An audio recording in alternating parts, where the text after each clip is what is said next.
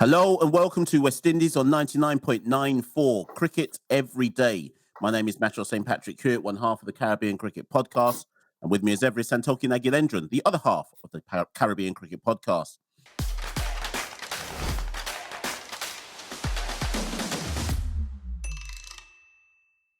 West Indies on 99.94 is your new home for West Indies cricket content.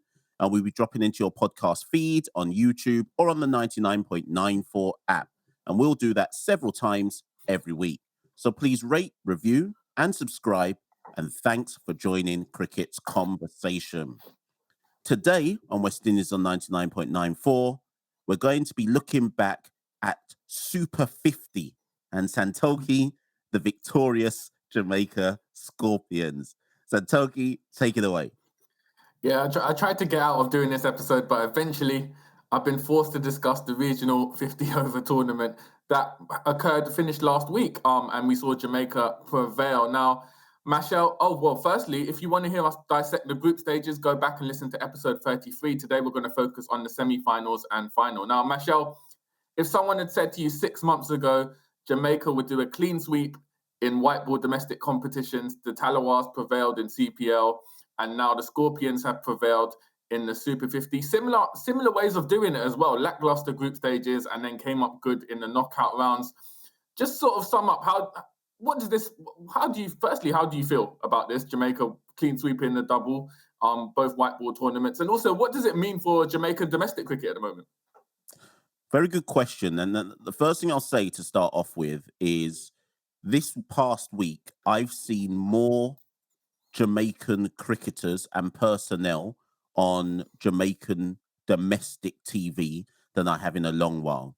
So for those who are listening to this who are familiar with like the key stations related to sport in Jamaica, I've seen Andre McCarthy, I believe, was on TVJ, may well have been CVM. There was also Chadwick Walton was on Sportsmax. Andrew Richardson, the head coach, was along with Andre McCarthy as well. And the reason why I make that point, Santoki, is it's about visibility, right? So even though I think there are significant structural weaknesses in the domestic game in Jamaica, the only way you can get increased corporate interest, the only way you can get more eyes on the product is to have a winning franchise. And the reality is the record books will say that in 2022, the Talawas won CPL. And I know some people say CPL is a bit different, but the nature of CPL means that each team will always have a majority of their own island people on the team. So Talawas won CPL and Jamaica Scorpions won Super 50. So it's a successful domestic year for Jamaica franchises, so to speak. So I think I'm not going to look in the short term, but let's just see if that has any long-term impact on the game in Jamaica and if that has any long-term impact in terms of improvement of West Indies cricket. And the reason why I kind of throw that caveat in at the end, Santoki, is let's use Guyana. We always try and go Jamaica, Guyana, but let's use Guyana. Guyana won the 4-day championship 5 seasons in a row. Now, could we reasonably say and look back and say, well, that had a lasting impact on anything? So, and that's not to criticize Guyana. That's not my point. I think the point I'm trying to make there is a disconnect sometimes in our cricket where you can succeed at the domestic level, but that doesn't necessarily translate to anything beyond that. Even in so much as selection for the West Indies, does that suddenly mean that a lot of this Jamaica Scorpion side are going to get into the West Indies ODI side? Probably not really. So there's a wider issue about what's the larger knock-on effect of this, or is it just that we can only look at what happens in Jamaica? Yeah, I think that's a very, very valid point. Is this going to be an isolated period of success for Jamaica, or is it going to have repercussions in terms of benefiting West Indies cricket? And I think you make an excellent point about the Guyana Jaguars, as they were known then, won 5 red ball seasons in a row. Probably the reason why they did win it, because the very good players they did have weren't getting called for West Indies or having sustained spots in the West Indies squad, so they were available to play the regional domestic tournament. But when the likes of Leon Johnson, Chandrika, Vishal Singh did get West Indies opportunities, unfortunately they weren't successful. So there was a disconnect in terms of that. So hopefully we see more of a connection between the Jamaica white ball squad players making it into West Indies and bringing some sort of success there. But Mash, before we look at the sort of final where Jamaica prevailed, it's only right we take a look at the semi-finals. For one of them was particularly was a classic, Trinidad and Tobago versus Barbados, played in the semi-final. Now, Nicholas Pooran had scored 111 off 82 balls to take Trinidad and Tobago to 312 for 6 at the end of their innings. We had gone on a Twitter live space with West Indies Cricket saying there was no way Barbados Pride were going to chase this, and it didn't look like they were when they lost both of their openers very early. Shai Hope went for 24, but then Mash, Roshan Primus. Now, I'm no expert in the complete history of Super 50. It's been going on for years and years, but I would be willing to bet that Roshan Primus's innings of, let me just get the stats up, 130 of 80 balls, batting at the lower end with the tail end, taking Barbados to within 10 runs of victory, is probably one of the all-time great Super 50 innings. Most definitely. And do you know who I've got to give credit to?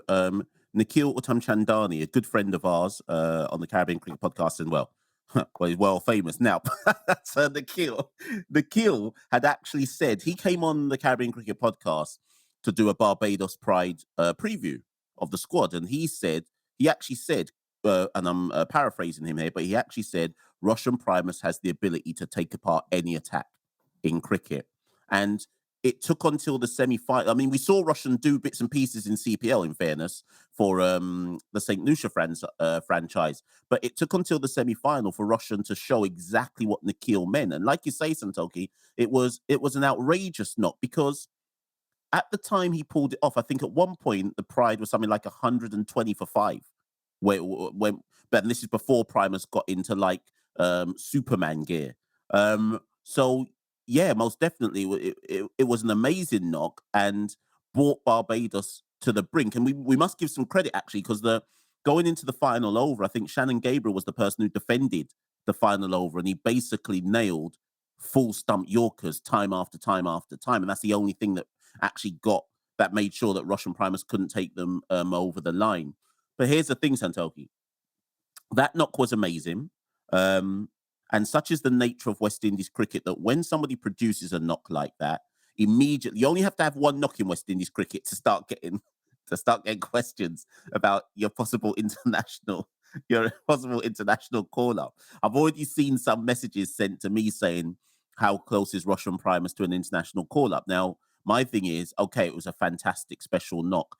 Is that enough to warrant him being in any conversations? Me personally, I would say no. But again, Santoki, this is the problem in West Indies cricket. How is Roshan now supposed to build on that? We haven't got any competitions until the 4-day champ. And then there's, which is going to be maybe April next year. And there's no guarantee that he even gets into the Barbados franchise, or any franchise for that matter, for the 4-day championship. So again, Santoki, every time we kind of discuss these domestic things about West Indies cricket, I feel like we always return to the fact that there's just not enough cricket being played. How, unless he gets a T20 franchise deal somewhere, or maybe goes to play in America, how's he going to build on this? Yeah, exactly, because the 130 was his last innings in the Super 50, as Barbados did lose to Trinidad and Tobago. So essentially, he's not going to play 50 over domestic cricket for at least another year, potentially a year and a half. So what else does he have to, what other tournaments or competitions can he go to sort of prove his 50 over credentials? The answer is none. So he's essentially going to have to sit and wait around. He's not going to get called up for West Indies based on one performance. He'll have to wait for next Super 50 to have more consistent performances, and then maybe hope for a call up. So essentially, you're wasting time. And this also linking it back to Red Bull cricket. I've seen a few interviews in the global media, because obviously Tagenarine Chanderpaul's in the spotlight, about why he's making it now at 26 and not younger. And his dad, Shivnarine, said because he went 2 years without playing any cricket, so he's had to wait his time. And this is what our region's cricketers have to do. If you're young and want to make it into the West Indies setup, you essentially have to play the sparse tournaments we have, which occur every 1 to 2 years, and then hope that you can get consistency within that short frame of time. So it is very challenging, and it will be, unfortunately, I don't think Primus will make the West Indies side anytime soon, just because in a year, a lot of things change. And also it's hard, again, like I said, to go without playing professional cricket for a year in terms of 50 over and then having to perform within a 3-week period is very, very tough. So it is unfortunate that the system isn't set up at the moment to aid West Indian cricketers who are trying to make a name for themselves. But Mash, let's move on to the reluctantly. Well, let's take a break. Actually, we're going to take a break because I'm going to need a drink or two to process this. Because after the break, we're going to look at the other semi-final between Jamaica and Guyana. You're listening to Cricket's Conversation on 99.94. Whatever your team, we have the show for you on podcast, YouTube, or on the 99.94 app. We have India, England, South Africa, West Indies, and now Sri Lanka covered. If you want to find us, the best way is to follow us on social media at 9994DM by downloading the 9994 app or Google 99.94 on podcast. We speak cricket. Okay, Mash, now we're back now. Jamaica versus Guyana was the big Caribbean cricket podcast derby. Guyana's innings, on paper, if you looked at it, 318 for 9. Very, very good score, considering the Super 50 before the semi-finals had been a very, very low score in tournament. But if you actually watch the match, you would argue it'd be disappointing for Guyana because Nicholson, Gordon and Odean Smith at the death restricted them very much from scoring 330, 340 plus, which you feel would have taken the game away from Guyana. Just sort of, I know he performed in the final as well, but just sort of how important has Nicholson Gordon been for the Jamaica Scorpions during this campaign? Yeah, we use the phrase golden arm to describe Carl Mayer's contributions for West Indies. And I just feel that on the domestic scene, that's what Nicholson Gordon is for, whether it was the Talawars this year or for the Scorpions and in previous seasons as well. At the end of the day, because I was on a forum recently and someone had posted that they said they posted something like Nicholson Gordon seems to take a lot of wickets with bad balls. And there's two ways of looking at that. Yes, you could look at it and go, he's a lucky bowler, or you can just look at it and say he just makes things happen. At the end of the day, wickets is your currency, right? He was excellent for the Talawars in CPL when I thought he would be too expensive to play in T20 cricket. And then he's come straight from the CPL into Super 50 and he's made things happen. And Shannon Gabriel and Odean Smith were joint top wicket takers alongside Nicholson Gordon. But with respect to Shannon Gabriel and Odean Smith, we can understand that because they're international cricketers. They've been on the international scene. Nicholson Gordon hasn't, and we have to respect what he's managed to achieve. And again, it sounds similar to the Russian Primus argument, Santoki, but now what? Now what for Nicholson Gordon? Again, yes, he'll play some domestic cricket in Jamaica in the new year, but I would say domestic cricket, I mean for his club sides in Jamaica. But again, unless maybe a T20 franchise picks him up in one of the smaller tournaments, again, there's no professional cricket for him until the four-day championship starts. So again, I feel like we're having the same kind of conversation. What a great year for Nicholson Gordon, but there's too much of a gap now for him to come under kind of, I guess, greater selection scrutiny. Yeah, definitely. It's the same issues. And just looking at the Guyana score, when they had scored 318, I thought that would be enough. Unfortunately, it wasn't to be. And it was very different innings. Whereas Barbados in their chase, they relied on Russian Primus to play explosive cricket. Jamaica essentially played sensible cricket. Nobody really went on massive strike rates. Rothman Powell went just over 100. Brandon King built a solid foundation. But I guess it's obviously highlighted by Rothman's 105 off 92 to steer the side. Mashal, was that a real captain's innings? Do you think leadership is something which Rothman Powell has taken in his stride and it's benefited his own game? I can't believe it's the Jamaican guy trying to look at the potential flaws in the Rothman Powell. But listen, Powell seems to thrive with captaincy. And the thing is, it's more than this year because we must remember that last year the Talawars, the Scorpions got to the semi-finals of Super 50 last year as well, and I would have argued then that their squad wasn't that strong a squad last year either. I think they lost to Trinidad in the semi-finals last year. So Powell is certainly, because he's not He's not bombastic. You don't look at Powell and go, right. Like with Pollard, it was like you can see the clear strength of personality. Like he is the leader. It's so obvious in his body language. Powell's not like that. Powell's body language is a bit more understated, but at the same time, it's clear that everybody is listening to his message. And what's quite significant about what he's achieved with Jamaica, and maybe why so many people say he's the natural person now to replace Nicholas Pooran, is with respect to the Jamaica franchises, he has led teams that have been better than the sum of their parts, right? The Talawahs franchise, you and I did the CPL preview show, and I said it, you said it, that team looks weak, and yet they won CPL. The Scorpion side, no one had them down to even be in the final of Super 50, much less win it, because the side didn't look that good, particularly when we knew that Bonner and Blackwood were going to leave to go to Australia. So you have to look at the facts. He seems to be a good leader of men, and he seems to be able to galvanize teams to perform better than what they look like on paper. So the natural conversation, Santoki, which I put to you, is people naturally say, well, Rodman Powell should take the West Indies captaincy in both T20 and ODI. Where are you standing on that, Santoki? I think T20 definitely, but I think the way cricket is going, the trends, I would like to probably see a different captain in the ODI format, just because I think Rodman hasn't cemented his place in the West Indies ODI side, so it'd be a tough challenge for him.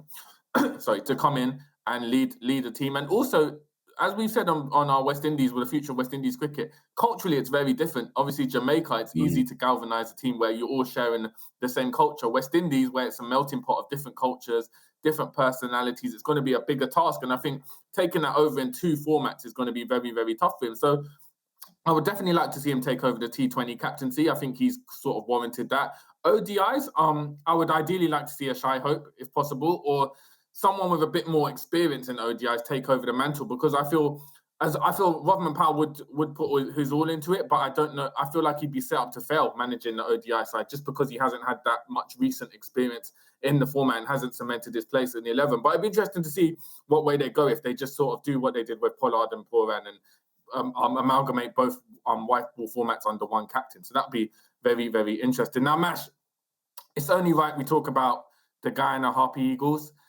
I was gonna pepper you with some questions. So good. different name this season, same old story for the Guyana Harpy Eagles. You know, they looked promising in the group stages, crumbled when it mattered in the semi-finals. For me, I think this should be the end of an era. I don't think Leon Johnson should be captaining the side going forward. He's 35 years old. He'll be 36 by the time the next Super 50 is there. He's always been seen as an excellent red ball captain and a red ball specialist. I think the white ball format has essentially passed him on now. And I would like to see a Hetmeyer take over that captaincy, a fresh face, get him that captaincy experience. Now, in the side, we obviously saw the likes of Hetmeyer and Rutherford in the semi-finals perform quite well, showed their international credibility, and Romario Shepherd. But I just thought generally the side was lacking. Bramble and Savary, obviously, they were unlucky that Chandrapal Hemraj was injured on the eve of the tournament. Tej Narayan Chandrapal got a test call up, so they essentially had a makeshift opening pair. But again, Mash, I've always said with the Guyana white ball side, the main issue we seem to have is we haven't got an out-and-out pace bowler who can take wickets. We relied on Niall Smith. He done well in 2021. He's still a very, very inexperienced player. Hasn't got that much professional cricket experience. So that kind of showed in this tournament. He was very inconsistent. And we relied on Romario Shepherd to sort of take the wickets with his all-round capability. So it's always the same issues with Guyana. I just feel the lack of an out-and-out pace bowler. Someone like a Shannon Gabriel would be perfect for the side, has let them down. And just, I think a lot of the players, similar to what we'll get onto with Trinidad and Tobago, I think a lot of players, this tournament was one tournament too much for them. Yeah, it's interesting because I'm not going to lie. When Guyana posted the 318, I assumed they'd win. I'll admit, though, that when Jamaica got off to the fast start, I thought, well, hold on. All they have to, the start was so good that all they had to do then was just maintain the steady run rate. They were never put in a position where it was like, uh-oh, we're behind the ball. We're behind the 8 ball here. We can't win this.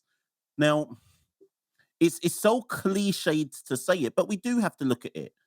Is there just something where in knockout cricket for Guyana, where a game is in the balance and something just switches? Because Jamaica in the end can at home. They won with 11 balls to spare. You shouldn't be chasing 3-1-9 to win and win with 11 balls to spare. That doesn't make any sense. And that's why I think you're right to say you have to first and foremost look at the bowling.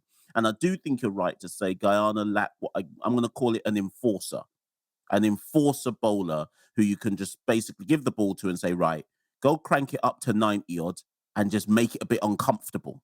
Make it a bit uncomfortable for the opposition. And Jamaica weren't made to be, they weren't made uncomfortable enough. And actually, what I would say as well, Santoki, is really and truly, when you look at the Guyanese bowling attack across the tournament, really and truly, only Gudakesh Moti and Romario Shepherd showed up. And I just wonder if he's not that fast bowler we're talking about, but I wonder how much they missed a fit firing Chemo Paul, just as an alternative to in terms of the bowling cadre to say, we know that Chemo Paul can take wickets at crucial moments. They didn't have anyone else beyond Shepherd and Moti who they could really turn to. And I think that stuff matters in knockout cricket. Yeah, definitely. I think Chemo Paul was a massive, massive blow. Again, someone with international experience and just someone who could sort of change games with his bowling. And I think it sort of shows there was no sort of stand-up player. I don't think any Guyanese players made the tournament of the team. Romario Shepherd was picked as a 12th man reserve, but no one made the actual 11. Tevin Imlach was the highest scorer. But again, I think he scored one innings of 63 not out. But other than that, there was no sort of standout innings from there. He was sort of just put together consistently scores over 40, 50, but there was no sort of landmark innings for him. And again, with the bowling, it was sort of distributed. Romario Shepherd had to take the bulk of it. Moti, Pamal took a few as well. But again, there was no sort of standout players who sort of led by example. Hetmeyer in the semi-finals did put his all into trying to get a big score together, but unfortunately it wasn't enough. So I think there'll be massive changes at the Guyana Harpy Eagles, both in white ball and red ball, just because I think, as I said, a lot of players have passed that threshold of mid-30s, so you'd imagine they'd be looking to sort of reinvigorate the side. But Mash, we're going to take a short break, and when we're back, it's the moment you've been waiting for. We're going to be dissecting the final and Jamaica's victory over Trinidad and Tobago. So we'll be back on the other side. If you love the language of cricket and want more, then head over to the 99.94 app, and you can hear all of our podcasts and cricket commentary. We're adding new shows all the time and covering cricket series from all over the world. Be the first to hear all of our announcements by following us on social media at 9994DM. Welcome to Cricket's Conversation.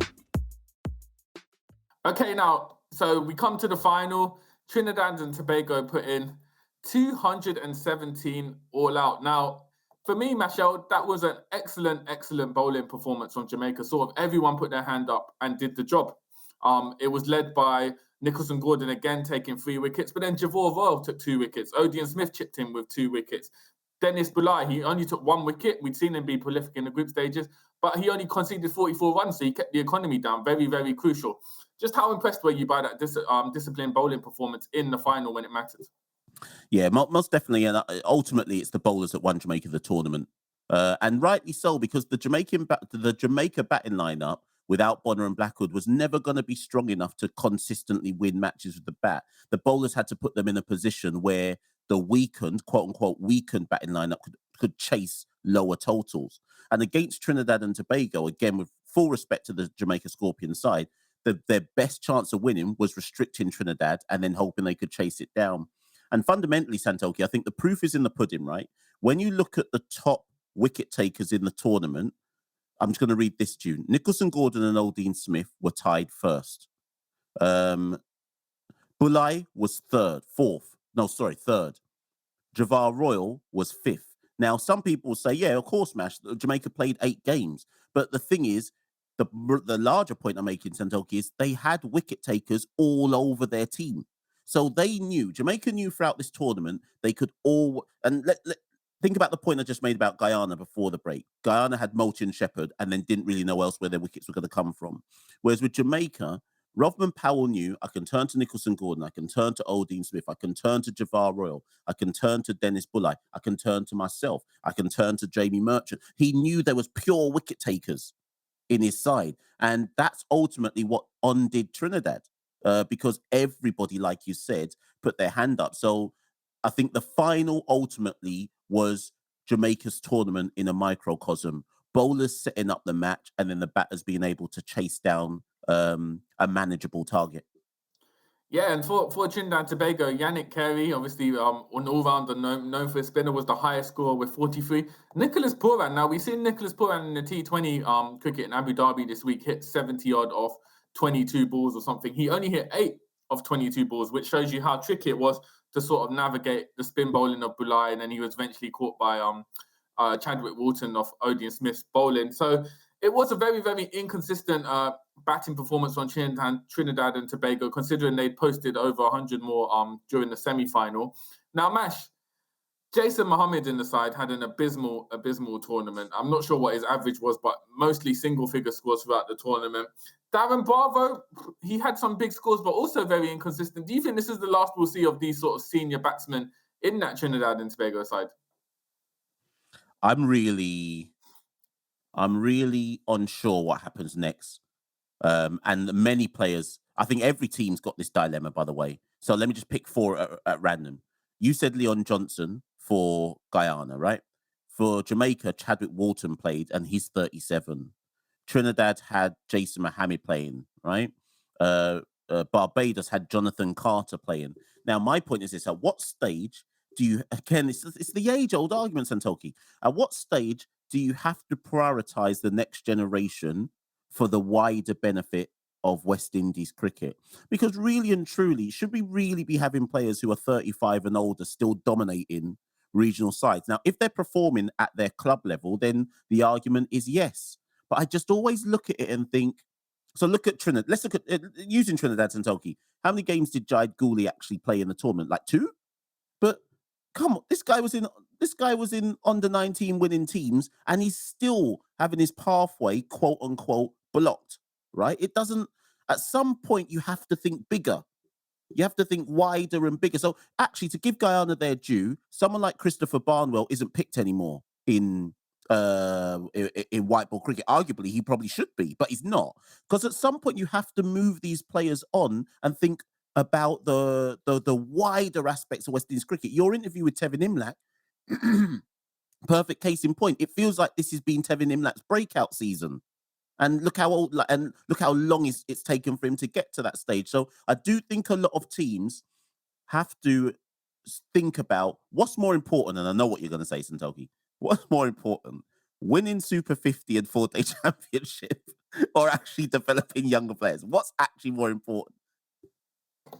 Well, I think if Shiv Chandapur was still willing to play, Guyana would probably throw him in as opener in a desperate quest to try and win the title for themselves. So yeah, I do agree. I think there needs to be some sort of a wider way of thinking about how is this benefit not only West Indies cricket, but also your team for the next few years. Obviously, if you're picking Jason Mohammed regularly for your Super 50 tournament, he's not going to be here in 4 or 5 years. Who are you going to get in? Who are you developing to sort of take over his role in the middle order? So I do think there needs to be that thinking. Unfortunately, as we've discussed on so many episodes, the nature of West Indies cricket means probably it will never change. Islands will want to have their best players on the field to sort of win them the tournament. Case in point being the Sunil Narayan. We know what Sunil Narayan can do, world-class spinner.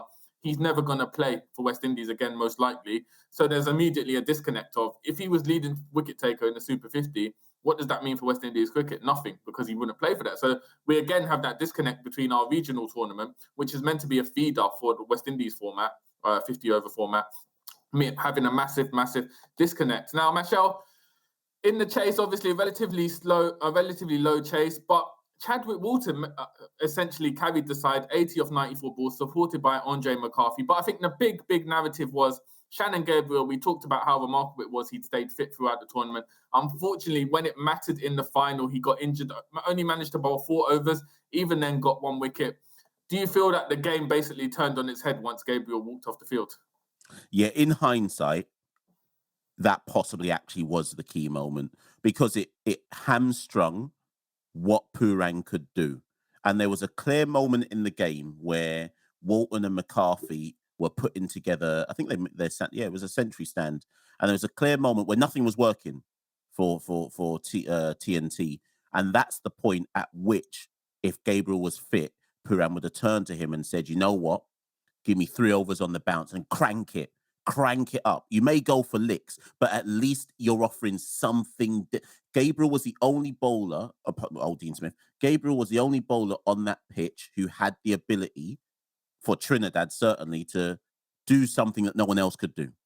And he was off the pitch. And it's unfortunate, Santoki, because that then starts the narrative again of people saying, well, you see, he can't stay fit. I mean, that will certainly, for me, show and probably prove that any chances of Test cricket again, that it may be done, Santoki, just because people continue to have fitness concerns. I still think we should greatly consider him in terms of ODI cricket because of the strength of the tournament he had. But again, there's worries about his ability to last over long periods of time. Yeah, definitely. There'll be question marks about his fitness. I mean, to be fair, he did play 6, 7 50-over games in such a short space of time, which you wouldn't have to do in international cricket. So as you said, I do think he still would warrant consideration for perhaps the West Indies ODI side as that enforcer. And again, Trinidad and Tobago, similar to Guyana, once Gabriel was out, they essentially had Terence Hinds as their premier fast bowler. There wasn't that much quality. They had to rely on the spin of Akil Hussain, Sunil Narayan, Yannick Carey. Spare a thought for Imran Khan, the veteran. This might be his last Super 50. Dropped in the final for Kari Pierre, who was making his debut in this year's tournament. First game, they put him in the final. They said, Imran Khan, listen, you're out. we got Pierre ready to come in. And it just looked like, I know they took a cluster of wickets towards the end, but generally throughout that innings, Jamaica just looked in control. And at the end, it was up to Odean Smith and Jivorvo to hit the winning runs. Rovman Power lifting the tournament, as we've discussed, has obviously given the optics of him being the future West Indies captain. Nicholas Pooran resigning in the wake of Super 50 just 2 days later. But Mash, if we want to wrap it up, just sort of, how did it make you feel? How do you feel as a proud Jamaican to see the Jamaica Scorpions lift the title? I guess, in regardless as to whether it has long-term effects or whether it will benefit the West Indies cricket team, in isolation, just sort of how do you feel about this moment of them winning the Super 50 after such a long time, 10 years? Yeah, ultimately, and that you've just hit the nail on the head. The main feeling is one of, I mean, there's national pride in it. There's also, though, I have to say that there's also an acceptance that it doesn't hold quite the swaying kind of public consciousness that it once would have done, probably because of how weak West Indies are, not necessarily because of how weak Jamaica are, right? But there is certainly a sense of national pride over winning it. And also, I think, because of winning both competitions, more so than just one, right? As a tournament as a whole, stepping away from it, I mean, I still think, Santoki, we can give the tournament no more than a 5.5 out of 10 in terms of overall quality. But at the end of the day, our domestic game is our domestic game. And I guess I end with this. No matter what the quality is, and no matter how subpar some things are, you still have to win it. You still have to win it. And if we can say on one hand, when TNT won it last year and when TNT won that CPL season without losing the match, if we can say when teams like that do it, we go, oh, they're so good. Well, actually, we have to kind of say it when other teams win it as well. We do have to turn around and be like, well, the Scorpions are a really good side, because you can only win, you can only beat what's in front of you, and you can only win the trophies that are on offer. And at the end of the day, the Scorpions won it. And they have to be saluted for that. Whether they can now set up a legacy in white ball cricket, that's another question altogether. We're currently in the midst of a Barbados Pride legacy in terms of 4-day cricket, right? We're kind of in and around a TNT type legacy with CPL. What's the legacy now going to be for Super 50? Is this a one-off for the Scorpions, or will they now become a champion side in the region? Let's see next year. Yeah, and I think that's a very, very pertinent question to sort of end on. But Mash, just like the Avengers, we've been individually cussing out each other over Super 50, but we unite again as the West Indies take on Australia. The road to the World Test Championship final begins now, looking to get that whitewash in Australia against all the odds. So we'll be back analysing that series. I'm sure we'll have a lot of content, so keep an eye out for that. But that's a goodbye from me, Mash. Is it goodbye from you? Yeah, goodbye from me, people. And as Santoki says, stay locked. We've got plenty of content coming up as we hand out the licks to Australia. So stay locked for the next few episodes. And as ever, find us at Twitter and Instagram at Carib Cricket. Comment below if you're watching this on YouTube. Like, share, rate, and subscribe. Stay locked.